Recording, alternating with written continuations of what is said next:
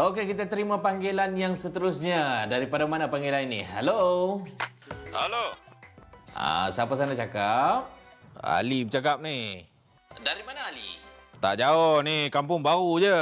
Dari Kampung Baru. Wow, makan kat situ semuanya. Baik Ali. Okey Ali, nak tunjukkan lagu untuk siapa Ali? Tak nak. Saya tak nak tuju lagu semua ni. Saya tak nak lah, mengarut ni. Tapi sekarang ni kita tengah tuju lagu Ali. Saya lapar tau tak sekarang ni.